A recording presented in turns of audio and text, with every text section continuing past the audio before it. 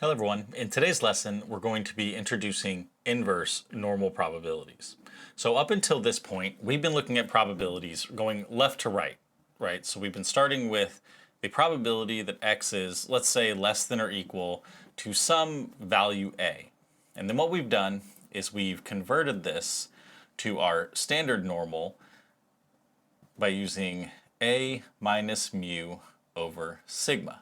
And then from this, we get some probability. Let's say it's 0.9873. Well, now what we're going to be doing is we're going to be looking at problems where we know what the actual probability is, and we want to go backwards to figure out what this A is, this threshold value, right? So when we're doing a problem going forward, we are on the normal distribution. We have some value A, where in this case, we're looking at everything to the left. And then we're converting this using z equals x minus mu over sigma to our standard normal, centered at 0, where we have some z value. I'm going to call this one little z, so lowercase z. So what we're going to do is we're going to be looking now that if I have the probability to the left of this value, can I go backwards and figure out what the probability is that caused this problem to be true? And you can think of this in terms of, instead of saying, what is the probability that somebody scores below an 80 on an exam, you might say, what score on an exam are less than 76% of students above or below, something like that. So first thing we're going to do is we're going to figure out how do we actually solve for this A. And we're going to use this formula right here. We're going to start with z equals a minus mu over sigma. And we want to solve for a. So we're going to first multiply both sides by sigma. So we're going to get z sigma equals a minus mu. And then we're again, to get the a by itself, we're going to add mu to both sides. So plus mu, and we're going to end up with a is equal to mu plus z sigma. And this is how we are going to be able to figure out what this a value is that we're interested in based on some probability. So in some cases, we may need to find an x or z value that corresponds to a given area under the normal curve. In the z table, when we look up the area, we'll find a corresponding z, and then from that, we can figure out what our x or a value would have to be. So we have a equals mu plus z sigma. So the first step you're going to want to take is you're going to want to draw your normal curve based on the problem that you have. And this is because there's 4 cases that we need to actually consider to determine whether our z is positive or negative. To do this, we're going to first start by drawing a rough normal curve based on the initial problem that we're given. Then we're going to locate where that a value would be on either the left or the right of 0. This will tell us whether our z value is positive or negative. So we have 2 cases. If our a value is below the mean, this means that we have a negative z value. If our a value is above the mean, this means we have a positive z value, right? Because when we are going from our normal distribution to our standard normal, if my a value, let's call this a1, is to the left, we know that this will be to the left of 0, which means that we have a negative z value. If my a value, call this one a2, is to the right of the mean, this means that we would have some z2 over here, which would be positive. So if you look at our main formula, a equals mu plus z sigma, our z value is what determines whether we're actually getting bigger or smaller from that initial mu value. We're looking at the mu and we're saying, am I moving to the left or am I moving to the right from that center point of our data? So let's start with an example. Given a population with mean 90 and a standard deviation of 6, so we have mu equals 90 and a standard deviation, or sigma, equals to 6, we want to find a such as the probability of x greater than a is equal to 0.95. So looking at this example, if we were to draw this out very quickly, we know that on our standard normal distribution, we're going to have some value where we have to have 95% of the data to the right. So then where would this value need to be on here for 95% of the data to be to the right, or 0.95 of the data? Well, if you remember that this 0 splits our data into 0.5 on the right and 0.5 on the left. So because I'm looking at greater than, this means that I know I need to be filling it up from the right, meaning that as I go over, this accounts for 0.5 of the data. But that's not up to 0.95. So I need to continue filling going to the left until I get some value over here that accounts for 0.95 of the data above it. So this tells me that if my value is over here, that my z has to be negative. So this is how I know that my z will be negative. Now I can't look up this negative value in my table, but I can use the fact that by symmetry, this is equivalent to the positive value where 95% of the data is below it. So if I figure out what z value has 95% of the data below it, I can then just use the negative value of that same value, and I will get what my z value would have to be. And then I can plug it into my formula to figure out what my a threshold would have to be to make this statement true. So using my table again, I'm going to go to 0.95, so 0.9, I go over to 0.05, and I get 0.8289. So this means that my z value is 0.8289. Now I'm going to plug in to my formula. My a value, which is basically what we're doing in this case, is we are undoing our transformation we did previously, and we are going from our standard normal back to the actual normal distribution where our data is. So we know we have some value over here on the left, which means we're going to have some value over here on the left of our normal distribution, which is in the actual data space. So in this case, we're going to transform it by starting with our mean mu plus z sigma. Well, we know what mu is because it was given in the problem. We have a mu of 90 plus, we said that we have a z of 0.8289. But if you remember, we said that it was a negative z, meaning that our z is actually going to be negative 0.8289. And then our sigma, also given in the problem, is 6. So because we have 90 plus a negative means we're subtracting. So 90 minus 0.8289 times 6, this is going to shift to the left to find what that a value, that threshold would be. And this is going to be equal to 80.13. So let's test this. Let's go the other direction to see if it agrees. If I said, what is the probability that x is greater than 80.18? Well, in this case, I would say probability of x minus mu over sigma is greater than 80.18 minus a mean mu of 90 divided by a standard deviation of 6.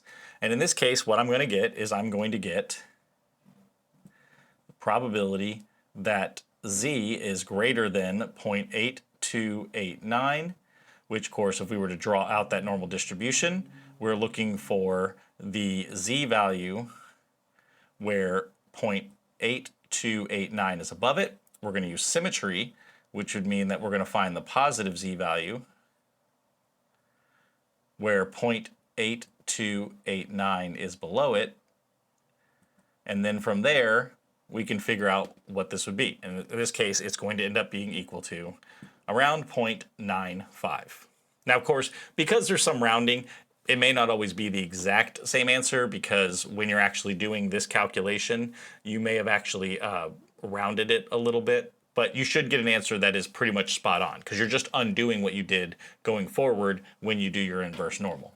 In our next example, if the mean is normally distributed and is 500, so mu equals 500, with a standard deviation of 100,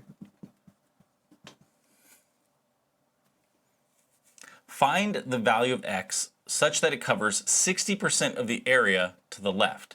That means we want the probability that x, now to the left means less than or equal to, some value a is going to be equal to 60% of the data, or 0.60.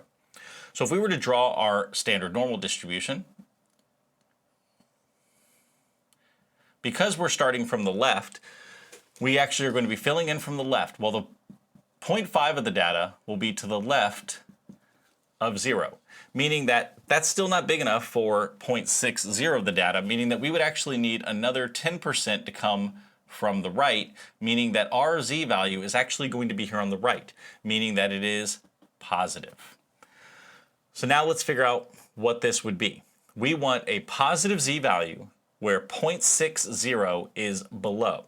Now, whenever you're looking this up on your table, because we are rounding values and stuff like that, if you ever encounter a value that's not on the table, what you would want to do is you would want to go to the value that is closest to. So what you're going to do is you are going to go into the actual table, and you're going to find where 0.60 is. So in this case, we're going to get 0.5987 and 0.6026. So for the first value, it's 0.0013 away. The second value, it's 0.0026 away, meaning we're going to use this left value, or 0.25. So we have a z value of 0.25. And then from there, what we're going to do is we know that this is positive, so we can just plug it into our formula. We have A equals mu, which we said was 500, plus we have a positive 0.25 times 100. So 0.25 times 100 is 25. 500 plus 25 gives us an outcome of 525. Looking at this slide here, you can actually see how we found our probabilities and then use those to find our z values from the table. So what you're going to do is you're going to go into the table, you're going to find the closest probability to what our actual probability is from the problem. You're then going to go up to the top to get your hundredths place. You're going to go to the left to find your units and your tenths place, and that will give you your z value. Whether it's positive or negative will be dependent on your graph that you hopefully drew to kind of determine whether it is on the left or the right side of 0 to account for that amount of data. Let's try one more example. As per records, the data of subjects with Alzheimer's disease roughly follows a normal distribution with a mean of 80 and a standard deviation of 16 years.